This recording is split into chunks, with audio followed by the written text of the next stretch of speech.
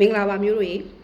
အာနာမရခင်ကပါဝါပြချင်နေတဲ့ပြည်သူ့ပါတီဆိုပြီးတော့ပြည်သူတွေကြားမှာဝေဖန်မှုတွေမြင့်တက်နေပါတယ်အဲ့ဒါကတော့မွန်ပြည်နယ်တထုံမြို့နယ်မှာ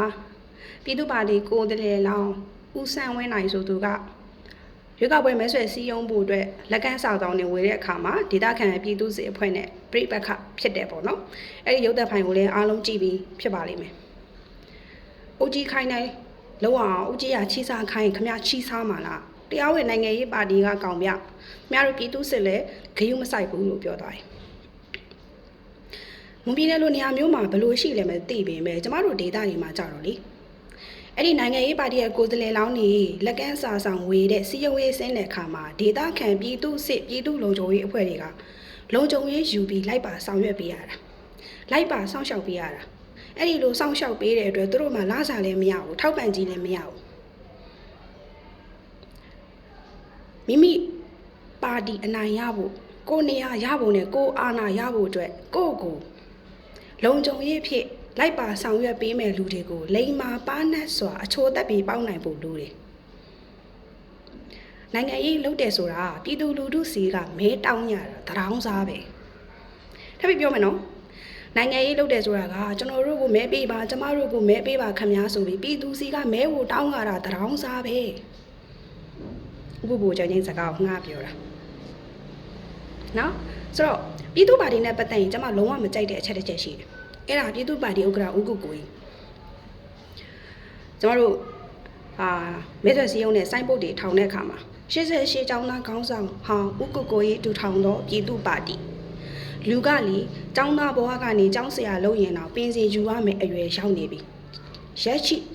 လက်ရှိအချိန်ထိဒီနေ့ဒီချိန်ထိကျောင်းသားဆိုတဲ့အရေးအောက်ကရုံးမထွက်ဖဲနဲ့ဖတ်တွယ်ထားတာအဲ့ဒါကိုမကြိုက်တာဘာကြောင့်မကြိုက်တာလဲဘိုးကျောင်းအောင်ဆန်းကျောင်းသားဘဝကကျောင်းသားခေါင်းဆောင်ကိုအောင်ဆန်းလုပ်ခဲ့တယ်တာကာတာဥက္ကဋ္ဌလုပ်ခဲ့တယ်ဘာကာတာဥက္ကဋ္ဌလုပ်ခဲ့တယ်ဒါပေမဲ့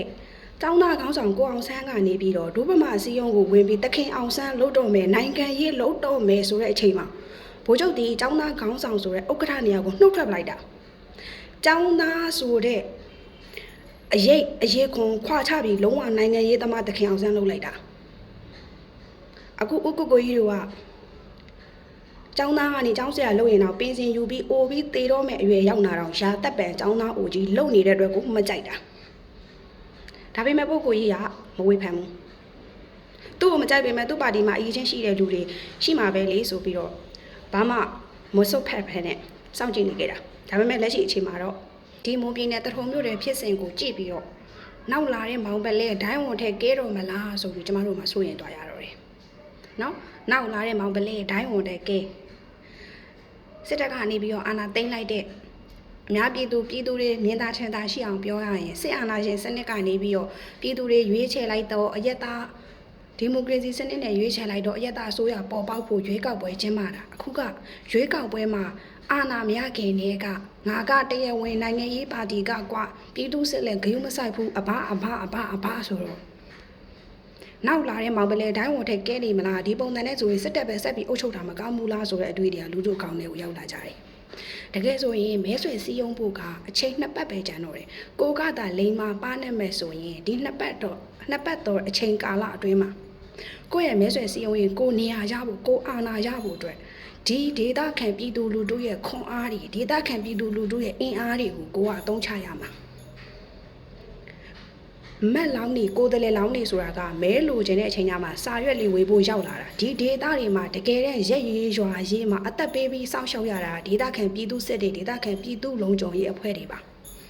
တကယ်တမ်းရွေးကောက်ပွဲကနေအစိုးရတက်လာရင်အဲ့ဒီအယက်သားအစိုးရကအမှန်တကယ်ဆိုရင်အဲ့ဒီပြည်သူစစ်တွေပြည်သူလုံခြုံရေးအဖွဲ့တွေကိုထမင်းကိုစားကိုယ့်ရဲ့ကိုစားပြီးလုပ်နေတဲ့အဖွဲ့တွေကိုတော့တက်သီးတက်သက်